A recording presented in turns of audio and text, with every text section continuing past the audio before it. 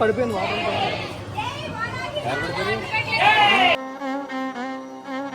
ఈ రోజు నా లైఫ్లో మర్చిపోలేని రోజు. నా చేతుల మీదకి ఇంత పెద్ద పుణ్యకార్యం, అలాగే నాకు ఇంత అదృష్టం పడుతుందని అస్సలు అనుకోలేదు. అసలు ఏం జరిగిందో వీడియోలో చెప్తాను, వీడియో లాస్ట్ వరకు చూడండి.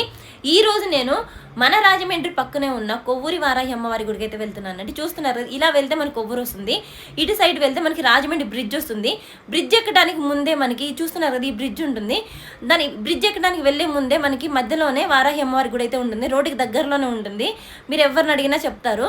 చూస్తున్నారు కదా, జనాలు అయితే చాలా మంది ఉన్నారండి, ఇసుక పోస్తే రాళ్ళంతమంది. ఈ సిస్టర్ చూస్తున్నారు కదా, మన రాజీ మ్యూజిక్ సిస్టర్. ఈ సిస్టరే నాకు ఇంత గొప్ప అదృష్టం పడడానికి రీజన్ అనేది చెప్పాలి. ఆ సిస్టర్ ఉన్నారనే నాకు అమ్మవారి దర్శనం అయితే దగ్గర నుంచి బాగా జరిగిందండి. కొవ్వూరి వారాహి అమ్మవారి గుడిలో ఫస్ట్ మనం వెళ్ళగానే అద్దంలో చూసి అమ్మవారిని దర్శనం చేసుకున్నాక డైరెక్ట్గా దర్శనం చేసుకోవాలి. మనం ఎప్పుడు డైరెక్ట్గా కూడా చూడకూడదు అమ్మవారిని. నిజంగా దగ్గర నుంచి అమ్మవారిని చూస్తుంటే నా రెండు కళ్ళు సరిపోలేదు.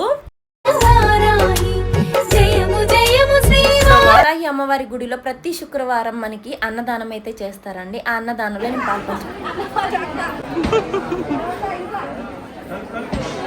ఎవరు తీస్తానా?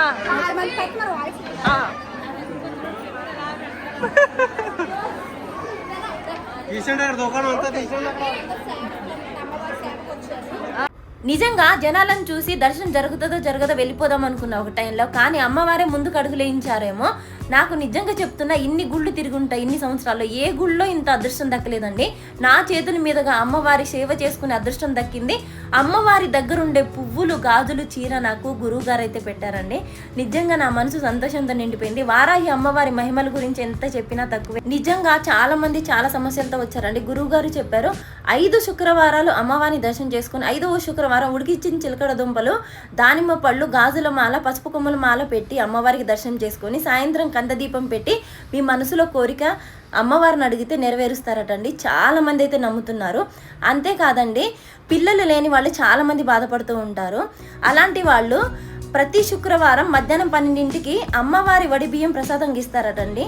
అవి తీసుకొని కనుక మనం ప్రసాదంగా తింటే పిల్లలు లేని వాళ్ళకి పిల్లలు కూడా కలుగుతారటండి. చాలా మంది అయితే సాక్ష్యాలు చెప్పడం నేను విన్నాను. నిజంగా దగ్గరలో, రాజమండ్రి దగ్గరలో, కొవ్వూరు దగ్గరలో ఎవరైనా ఉంటే కనుక ఒకసారి వెళ్ళి అమ్మవారి దర్శనం చేసుకోండి. వారాహి అమ్మవారికి చాలా మహిమలు ఉన్నాయండి. నాకు అప్పుడే నిరూపించేశారు. అమ్మవారి దగ్గర ఉండే ఆ చీర, పువ్వులు, గాజులు వాళ్ళ చేతుల మీదుగా తీసుకోవడం నాకు ఎంతో అదృష్టాన్ని కలిగించిందండి. నా మనసు అయితే సంతోషంతో ఉప్పొంగింది. అమ్మవారి మహిమ ఏంటనేది నాకు అక్కడే అర్థమైంది. నేను వెళ్ళింది 12ంటికి, నాకు 10 సెకండ్లలో కూడా దర్శనం జరిగిందండి. అమ్మవారి మహిమలు నిజంగా నేను నమ్ముతున్నాను.